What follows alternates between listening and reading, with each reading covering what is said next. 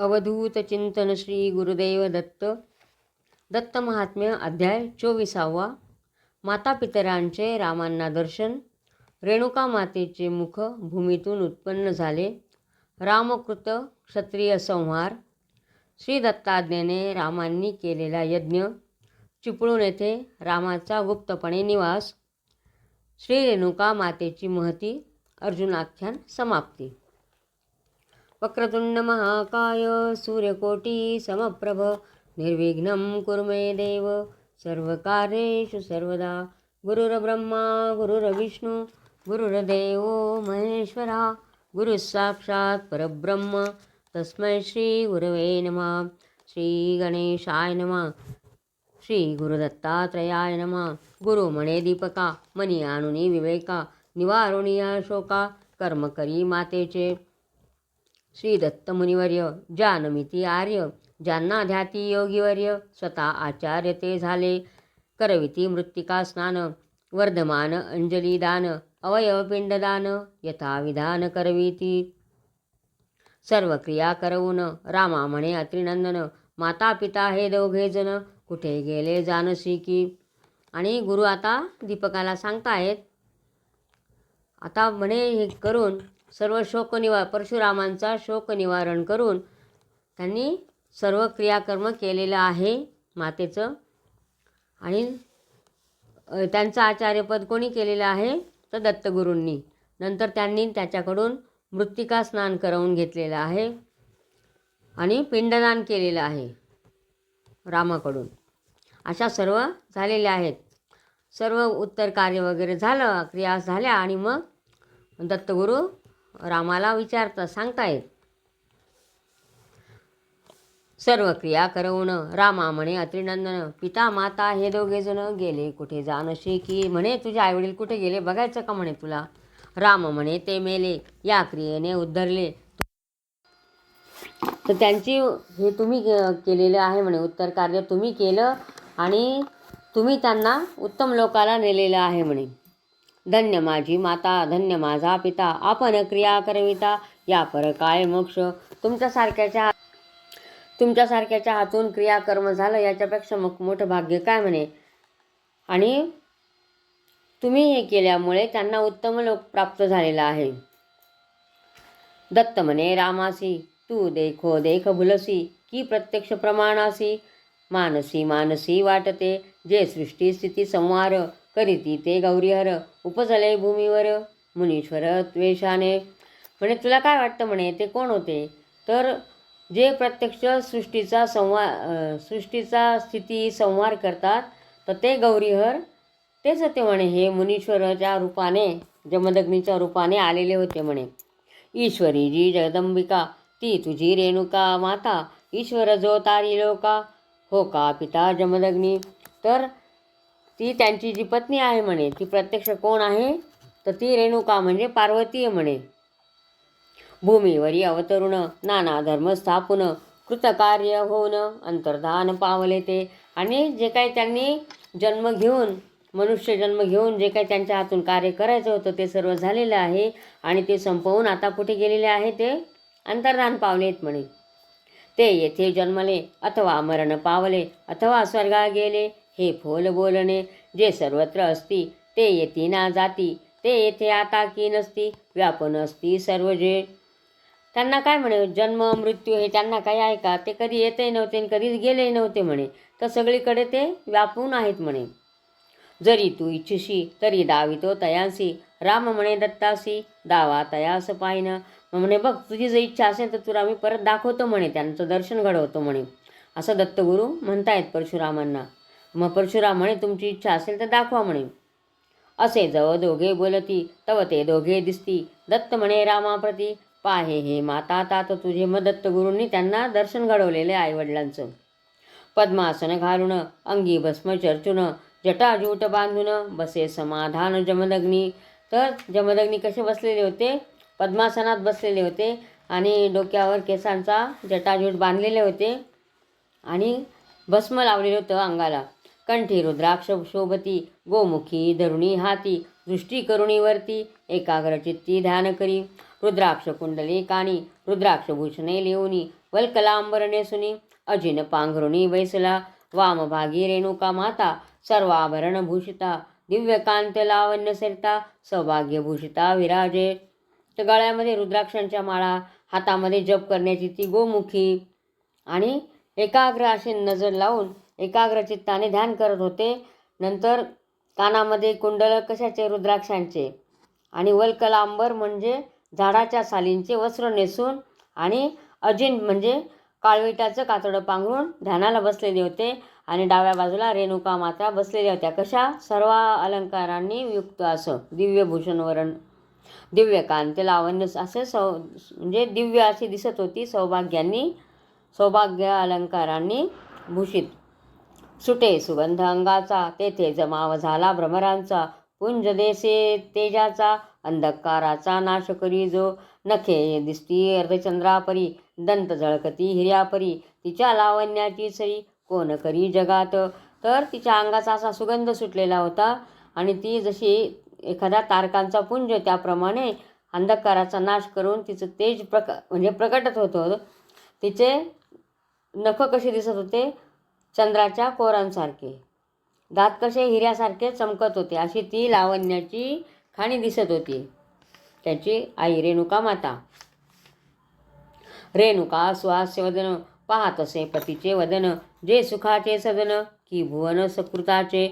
याप्रमाणे तया राम तो पाहुनिया पावला अत्याश्चर्या अलिंगाया धावला.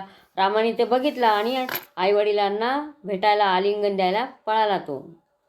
राम तेथे येऊन धरुणी दृढचरण रडे स्पुंद स्पुंदोन देहभान सोडुनी म्हणे कामद सोडुनी तुम्ही राहता लपुनी माझा प्राण तुम्हा वाचुनी कसा वाचेल हो सांगा. आणि मग गेलेला आहे तो त्यांचं दर्शन घ्यायला आणि सांगतोय की तुम्ही कसं काय मला सोडून गेले, तुमच्या वाचून माझा प्राण राहील का म्हणे, मला फार तळमळ होते म्हणे तुमच्या वाचून, असं सांगून राहिलेला आहे परशुराम. असा प्रेमाशू टाकून राम घेईल ओळण तव ते दोघे जण गुप्त होऊन राहिले. असा तो गेला आणि लोळण घेतलं त्यांनी. तेवढ्यात ते दोघे जण गुप्त होऊन गेलेले आहे. जाता ते लपून राम म्हणी झाला खिन्न दरिद्र्याचे धन हरवता प्राण कळवळे जसा. तर राम लगेच असा खिन्न होऊन गेला. ते गेले गुप्त झाले आणि परशुराम एकदम कळवळायला लागलेला आहे. जसं एखाद्या दारिद्र्याचं धन हरवल्यावर तो कळवळेल तसा. दत्त म्हणे रामासी अविचारे या मोहासी तू का व्यर्थ कळवळसी भूल कशी घेशी हे. तर दत्तगुरू सांगायला लागले, अरे तू कशाला गेला म्हणे, तू कशाला मोहात पडतोय आणि कशाला तू शोक करतोय. कवण रे तुझी माता बोल रे कोण तुझा पिता तू ओळखी आपणा आता मोह ममता सोडूनी. म्हणे राम हे वचन यथार्थ मानी माझे मन परी मातृस्नेह बंधन तोडील कोण कोणे परी. देता ब्रह्मांड दान एक घडीचे स्तनपान सर्वथा नो हे समान विशेष याहून काय बोलू.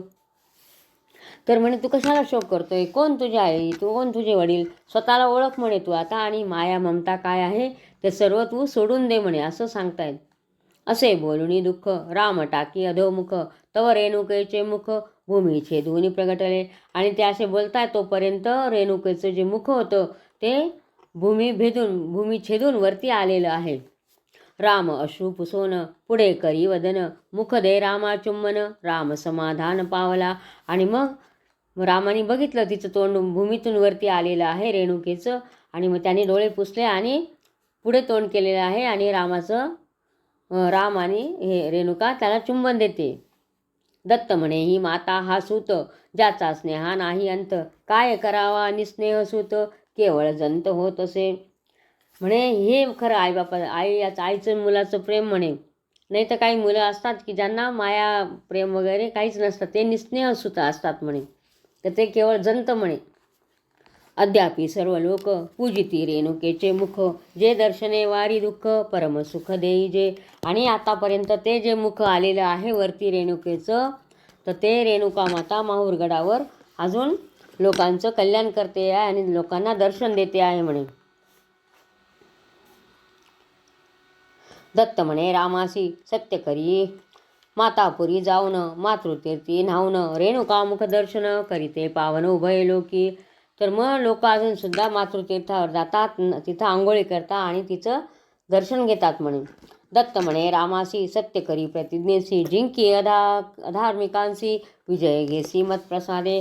आता तू तुझा प्रतिज्ञा पूर्ण करायला जा म्हणे आणि मी तुला आशीर्वाद देतो आणि तू जिंकून जाशील म्हणे.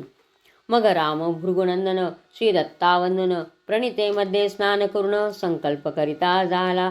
आणि मग त्यांनी यज्ञाच्या पात्रामध्ये स्नान केलं आणि त्यांनी संकल्प केलेला आहे.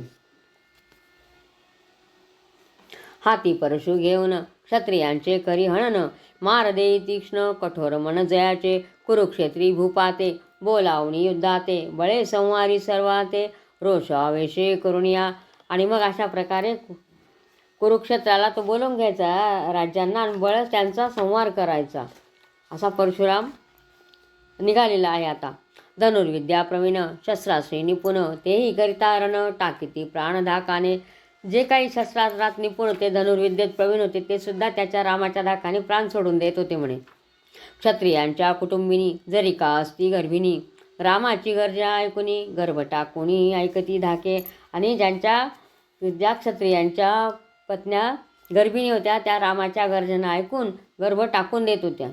असे 21 वेळ युद्ध करुणी प्रबळ क्षत्रियांचे सर्व कुळ मारी दळ भारेसी. अशा प्रकारे 21 वेळेला परशुरामाने पृथ्वी निक्षत्रिय केलेली आहे. असे क्षत्रिया मारून त्यांच्या रक्ते करुणी 5 तळी भरुणी तर्पण करी तो राम. आणि मग 5 तळे रक्त भरलं आणि तर्पण केलेलं आहे पित्याचं. त्या काळापासून सम्यंतक पंचक म्हणून कुरुक्षेत्री प्रसिद्ध होऊन असती दर्शनी उद्धारक. आणि मग तेव्हापासून सम्यंत पंचक म्हणून कुरुक्षेत्रामध्ये प्रसिद्ध झालेलं आहे म्हणे. मग रोष सोडून शांतचित्त होऊन सर्व शस्त्रे धुवून भेटला येऊनी दत्तात्रया. आणि मग अशा प्रकारे ते युद्ध पूर्ण झालेलं आहे आणि त्याचे जे शस्त्र होते ते त्यांनी धुवून दत्त दर्शनाला परत आलेला आहे. श्री दत्तावंदन म्हणे तुमच्या तेजे करून क्षत्रियांचे केले हनन आता समाधान पावलं. आता माझं मन शांत झालं म्हणे. क्षत्रियांचा मी नाश केला कशाने तर तुमच्या कृपा प्रसादाने.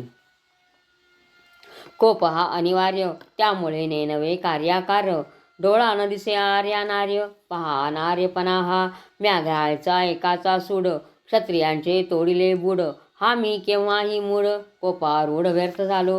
म्हणे खरं तर मला एकाचा सूड घ्यायचा होता पण मी किती मूर्ख म्हणे की रागाच्या भरामध्ये मी सगळ्यांचाच वंशच नाश करून टाकला आहे म्हणे. एका राजाचा करिता घात तीर्थयात्रा समस्त मज करवी करवितात ते मनात न आणले राजे किती तरी मारिले ते पाप मज लागले चित्ती असे खोचले म्हणून धरिले चरण हे. तर म्हणे मी एकाच राजाचा म्हणजे सहस्रबाहू अर्जुनाचा जो वध केलेला होता त्यावेळेला माझ्या पित्याने माझ्याकडून किती तीर्थयात्रा करून घेतल्या म्हणे. आणि आता तुम्ही कितीतरी राजे मारलेले आहे तर त्यांचं जे पाप आहे ते मला किती लागलं म्हणे. आता माझ्या मनाला ते बोचतंय म्हणे आणि म्हणून त्याचं पापाचं क्षालन करण्याकरता मी तुमचे हे चरण धरले आहेत म्हणे. सांगा मला आता काय करू. मी आलो शरण मला करावा पावन म्हणून करी नमन मनी खिन्न होऊन या. म्हणून दत्तगुरूंच्या चरणावर डोकं ठेवतोय आणि सांगतोय मला मार्ग दाखवा. दत्त म्हणे दुष्ट नृप मारिले त्यांचा अनुताप का करीसी हे पाप न हे ताप मानू नको. दुष्टांचे केले त्वा हनन केले साधूंचे रक्षण केले धर्माचे स्थापन हे पाप न तव शिरी.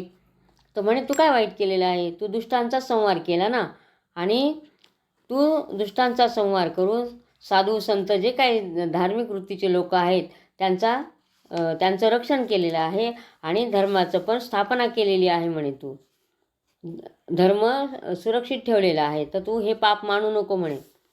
जरी मनी मानसी क्षीण तरी ऐक माझे वचन ब्रह्मर्षीला बोलावून करी यज्ञ यथाविधी. तुझे पाप जाईल देव संतृप्त होतील विप्रही सुख पावतील कीर्ती होईल जगी तुझी. तर तुला जर वाटत असेल ना तू पाप केलेलं तर आता ब्रह्मर्षीला बोलवून आणि यज्ञ कर म्हणे आणि सगळे देव त्या यज्ञाने सगळे देव तृप्त होतील. ब्राह्मणांनाही पण दानधर्म करतील तेही सुखी होतील आणि तुझी जी कीर्ती जगात वाढेल म्हणे ख्याती होईल म्हणे. त्वा मारिले क्षत्रियांना सबळे विजय घेतला हस्तगत केले भूमंडळा भला झाला यशस्वी. तर तू तुझ्या बळावर सर्व जिंकलेलं आहे म्हणे. आता यज्ञ करून सर्वस्व दे दक्षिणा कश्यपादे भूदान होसी पावन तू खास. असे वदे अत्रिनंदन ते रामाने अंगीकारून ऋषी मुनी बोलावून श्रद्धेने यज्ञ आरंभिला. आणि तू यज्ञ कर आणि कश्यपाला भूदान कर म्हणे असं सांगितलेलं आहे. अशा प्रकारे रामाने पण यज्ञाला सुरुवात केलेली आहे. मरीची आता मुनींना बोलवलेलं आहे. मरीची अत्री मुनी श्रेष्ठ अंगिरा क्रतू वसिष्ठ पुलस्त्य पुलह वरिष्ठ जे श्रेष्ठ प्रेम परमेश्वरा. तर असे श्रेष्ठ श्रेष्ठ जे काही मुनी होते कोणते हे सर्वे मरीची अत्री अंगिरा क्रतू वसिष्ठ पुलस्य पुलह सर्व असे भारद्वज विश्वामित्र कश्यप वामदेव पवित्र अगस्त्य गर्ग भूभृगु तत्पुत्र जाबाल सुहोत्र गौतम हे प्रमुख असती. शिष्य प्रशिष्यास येती यज्ञाचा आरंभ करविती श्रद्धा भक्ती पुरस्सर. अशा प्रकारे यज्ञाचा त्यांनी आरंभ केलेला आहे हे सर्व ऋषीमुनी मिळून. भगवान श्री दत्तात्रेय असती मुख्य आचार्य तेथे नून पडेल काय साद्गुण्य होय सर्वही. तर जिथे दत्तगुरू प्रमुख आचार्य मुख्य जे ब्राह्मण होते ते स्वतः दत्तगुरू होते. तर तिथं जे दत्तगुरू असताना काय कमी पडणार आहे म्हणे. तर सगळं व्यवस्थितपणे तो यज्ञ पार पडलेला आहे. प्रमादात कुरुवर्ता कर्म असे स्मृतिर्वाक्य प्रसिद्ध असे यस्मरणे सांग होत असे तो असे होत असे आचार्य. तर पापे नाहीशी होण्यासाठी त्यांनी सर्व हे केलेलं आहे. तेथे प्रत्यक्ष देव येती आपुला हविर्भाग घेती अत्यंत तृप्ती पावती देव म्हणती धन्य आम्ही. आणि प्रत्यक्ष देव तिथे येऊन आपला आपला हविर्भाग घेत होते त्या यज्ञातला. नित्य होत असे षड्रसान्न अमित होत असे द्विजभोजन रामदेई वस्त्रे धन द्विजजन तृप्त झाले. तर तिथं रोज काय व्हायचं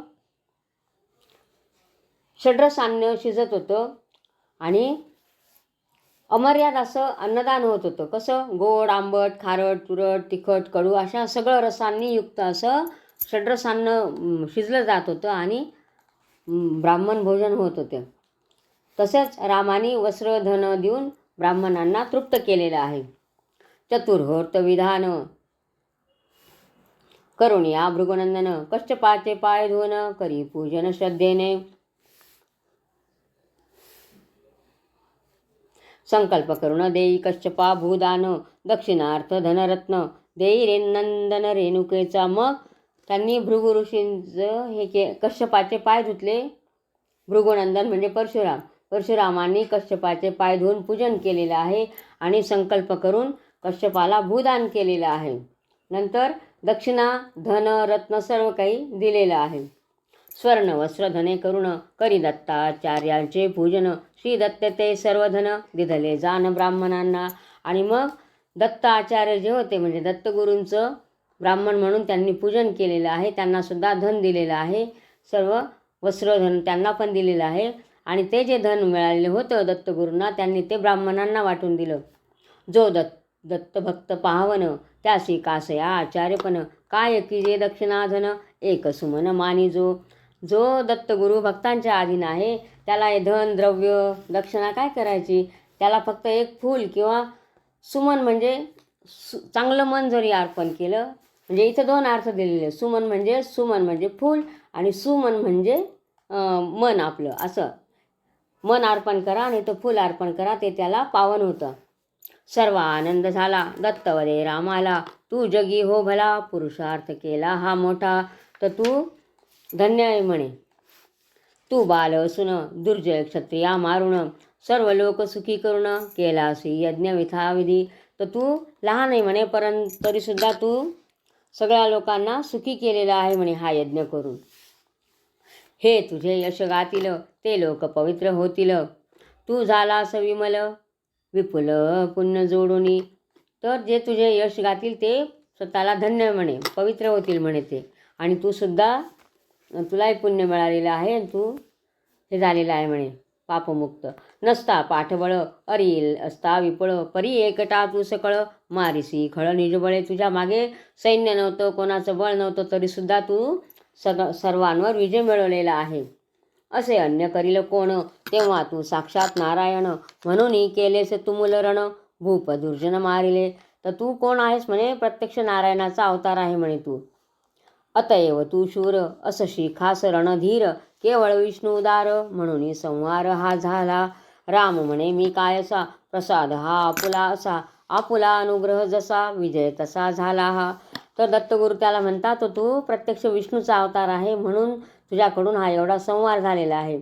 आणि राम म्हणतो दत्तगुरूंना, मी काय केलं, मी काहीच केलं नाही, हा तुमचा प्रसाद, तुमचा जो आशीर्वाद आहे, तुम्ही जो माझ्यावर अनुग्रह केलेला आहे, त्याच्याने मला हा विजय प्राप्त झालेला आहे, असे ते एकमेकांना म्हणतायत. असे ते परस्पर बोलती, मुनी जय जयकार करती, हात जोडून म्हणती, तुमची गती तुम्हीच जाणार. मुनी हात जोडून म्हणतात, जय जयकार करताय, आणि म्हणे तुमचं तुम्हालाच माहिती बाबांनो, म्हणे तुम्ही आम्हा दिसता भिन्न, परी एक रूप एक मन, करावया लोक पावन, करिता अवतरून ह्या लीला. तर तुम्ही दिसताना वेगळे दिसता आहेत म्हणे, परंतु दोघांचं रूप एकच आहे, आणि फक्त तुम्ही दिसताना वेगवेगळे आहेत, आणि लोक पावन करण्याकरता ह्या असे अवतार घेऊन तुम्ही या लीला करून लोकांवर सगळं हे करतायत म्हणे, उपकार करता आहात म्हणे तुम्ही. असे म्हणून वंदिती, आज्ञा घेऊन सर्व जाती, अशी रामे केले ख्याती, जगती पावन करावया. आणि मग असं म्हणून सगळ्यांची आज्ञा घेऊन चाललेली आहे जिकडे तिकडे. श्री दत्ताचे सख्य करुण, राम राहिला सन्निधान, श्री दत्त होऊन सांगे ज्ञान तयासी. आणि मग ते सगळे देव जिकडे तिकडे निघून गेलेले आहेत, आणि दत्तगुरूंचा आधार घेऊन म्हणजे त्यांच्याजवळ राहून दत्तगुरूंना प्रसन्न करून घेतलेला आहे, आणि दत्तगुरूंनी त्यांच्यावर अनुग्रह केलेला आहे, आणि ते त्यांना ज्ञान सांगतायत. वावया स्वरूप ज्ञान, त्रिपुरा रहस्य निरूपण, करी रामा उद्देशून, दत्त स्वजन उद्धरावया. आणि मग त्रिपुरा रहस्य नावाचा जो एक ग्रंथ आहे, त्याचं निरूपण मग रामाला त्यांनी सांगितलेलं आहे. कशासाठी, तर त्यांचे जे काही स्वजन आहेत त्यांचा उद्धार करण्याकरता. ज्याचे करिता श्रवण, होई भ्रम निरसन, कळून स्वरूप पूर्ण, उपनिषद गण रहस्य जे. तर हे जे काही हा जो ग्रंथ आहे त्रिपुरा रहस्य नावाचा, तो दत्तगुरूंनी परशुरामाला सांगितलेला आहे, आणि तो ऐकल्यानंतर जे काही याच्या उपनिषदमधलं जे काही रहस्य आहे ते सर्व कळालेलं आहे म्हणे. दत्त म्हणे रामासी, तू माझा सखा झालासी, मला चिंतुनी मानसी, जाई तपासी यथेच्छ क्षेत्री. तर आता तू माझा सखा झाला आहेस म्हणे, तू माझ्या एवढं स्मरण केलं, आता मी तुला सांगतो की तू तपश्चर्या करण्याकरता तुला जिथे वाटेल त्या क्षेत्रामध्ये तू निघून जा म्हणे. तुझे ठाई ठेविले जाण, ते जमी पुन्हा अवतरुणी घेईन. मग तू ब्राह्मण होशील, आणि मग तुझ्या ठिकाणी जे माझं काही ते ठेवलेलं आहे ते मी पुन्हा अवतार घेऊन घेईल म्हणे मग परत, आणि मग त्यावेळेला तू ब्राह्मण होशील. वैवस्वत मन्वंतर, हे सर्वे तववर, धरुणी सागर तीर, राहे विप्रहोनी. वैवस्वत मन्वंतर हे आहे, हे जेव्हा संपेल तोपर्यंत तू समुद्र तीराला ब्राह्मण होऊन राहा म्हणे. मग नंतर सावर्णिक मन्वंतरी, होसी महर्षी निर्धारी, मग महाकल्पावरी मुक्ती बरी घेशील. आणि सावर्णिक मन्वंतर जेव्हा होशील तेव्हा तू महर्षी होशील आणि मुक्ती घेशील म्हणे. असे दत्तवचन परशुरामे ऐकून, काही काळ राहून करी सेवन श्री दत्ताचे, जेने 21 वेळ निक्षत्र केले भूमंडळ. ज्याचे न गणवे बळ, ज्याला खळ कापती, तो राम दक्षिणा सागरी, जाऊन तप करी, तेथे जाती विप्रदरिद्री, मागती दान तयापाशी. आणि मग असा जो राम होता तो दक्षिण समुद्रावर गेलेला आहे आणि तप करायला लागला. तर तिथे गरीब जे दरिद्री ब्राह्मण होते ते गेले त्याच्याकडे दान मागायला. राम म्हणे तयांसी, सर्वस्व दिदले द्विजांसी, भूमी दिदली कश्यपाशी, आता मजपाशी काही नाही. मग म्हणे सगळं माझ्याकडे होतं ते ब्राह्मणांना देऊन टाकलं, आणि जी जमीन होती ती कश्यपाला दिलेली आहे म्हणे, आता माझ्याकडे काहीच नाही म्हणे, असं परशुराम सांगायला लागले. द्विज म्हणते रामासी, जरी भूमी दिली कश्यपाशी, तरी तू येथे का बसशी, उपभोग घेसी की दानाचा. मग ते ब्राह्मण म्हणायला लागले, तू जर भूमी कश्यपाला दिली तर मग इथं तू कशाला बसतो म्हणे, तुला काय अधिकार आहे इथं उपभोग घेण्याचा त्या जमिनीचा. असे ऐकून विप्रवचन, बाणे समुद्र शोषून, तेथे राहिला गुप्त होऊन, चिपळून म्हणून स्थान देते. आणि मग ते ब्राह्मणांचं बोलणं ऐकून परशुरामाने बाण मारून समुद्र मागे शोषून दिलेला आहे, आणि तिथं चिपळूण म्हणून जे स्थान आहे तिथं गुप्त होऊन राहिलेलं आहे परशुराम. लांबी 400 कोस, रुंदी 12 कोस, अशा कोकणपट्टीचं निर्माण केली रामाने. बाण मारून त्याने ती कोकणपट्टी जी निर्माण केली ती किती 400 कोस लांबी आणि 12 कोस रुंदी अशी कोकणपट्टी परशुरामाने निर्माण केलेली आहे. तीही घेतली ब्राह्मणांनी. पुढे दाशरथी राम होनी परशुरामाचे तेज आकर्षुनी विवाह करुनी जाता घेई. नंतर मग पुढच्या याच्यामध्ये दाशरथी राम जेव्हा झाले तेव्हा तिथं तो परशुरामाचं तेज आकर्षण करून विवाह केलेला आहे. त्या दिवसापासून राम चिपळूणी गुप्त राहून तप करी तप अनुष्ठान पुढे महर्षी होणार तो. आणि अशा प्रकारे चिपळूणला गुप्त राहिलेले आहे आणि अनुष्ठान चालू आहे. पुढे ते महर्षी होणार आहे. रेणुका ही पार्वती याविषयी नको भ्रांती एकदा ब्रह्म्यासी वेद विस्मृती दैवगतीने झाली. तर रेणुका माता कोण आहे? शेवटी पार्वतीचे. तर एकदा काय झालं, एका ब्रह्मदेवाला वेदांची विस्मृती झाली. म्हणजे ब्रह्मदेव वेद विसरून गेलेले होते. कशाने? तर त्यांची जी दैवगती होती प्रारब्धाने विसरून गेले ते. ब्रह्मा दत्तापाशी येऊन म्हणे गेलो वेद विसरून दत्त म्हणे रेणुकेचे स्मरण करिता वेद स्फुरण होईल. आणि मग दत्तगुरूंना सांगायला गेले ब्रह्मदेव की मी पूर्ण विसरून गेलोय म्हणे वेद. मग दत्तगुरूंनी सांगितलं तू रेणुका मातेचं स्मरण कर तेव्हा तुला वेद सर्व आठवतील म्हणे. मग ब्रह्मा चिंती एकविरेसी तवती धरुणी रूपासी प्रकटली तत्क्षणेसी ब्रह्मा तयेसी वंदितसे. आणि मग ती रेणुका माता प्रकट झालेली आहे आणि तिने ते वेद सांगितलेले आहे याला ब्रह्मदेवाला. तवतीच्या अंगापासून वेद झाले उत्पन्न ब्रह्म्याने ते घेऊन म्हणे धन्य झालो मी. आणि ती रेणुका माता प्रकट झाली, तिच्या शरीरापासून वेद उत्पन्न झाले आणि ते ब्रह्म्याने घेतले आणि तो म्हटला मी आता धन्य झालो. असा जिचा प्रभाव पाहुणे रेणूचा भाव जी पावली पुत्री भाव केवळ भाव गम्य जी.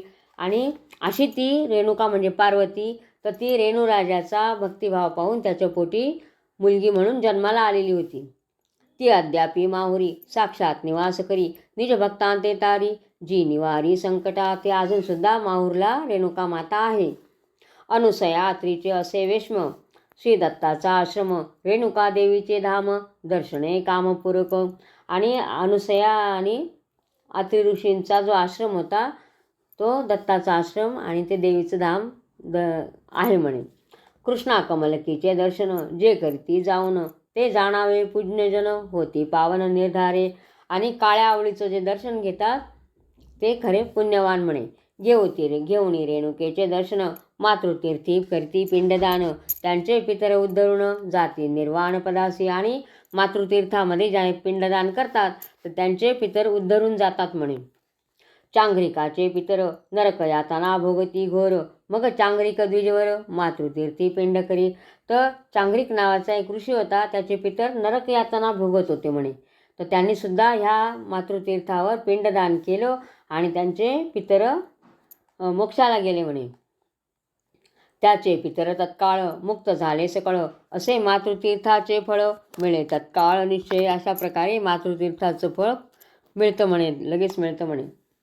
पद्मतीर्थ सर्वतीर्थ ही दोन्हीही अतिसमर्थ कन्या कामदूषित सूर्यही जेथे पवित्र झाला वेदधर्मा म्हणे शिष्याशी दत्ते त्या स्थानी अर्जुनासी योगोपदेश करुणी त्यासी परमधामासी पाठविला. आणि मग वेदधर्मा ऋषी आपल्या संदीपकाला सांगतायत की दत्तगुरूंनी अर्जुनाला योगाभ्यास इथंच केलेला आहे म्हणे, उपदेश इथंच केलेला होता. अशा प्रकारे इति श्री परमहंस वासुदेवानंद सरस्वती विरचिते श्री दत्त महात्म्ये चतुर्विंशोऽध्यायः श्री गुरुदत्तात्रयार्पितनमस्तु. अवधूत चिंतन श्री गुरुदेव दत्त.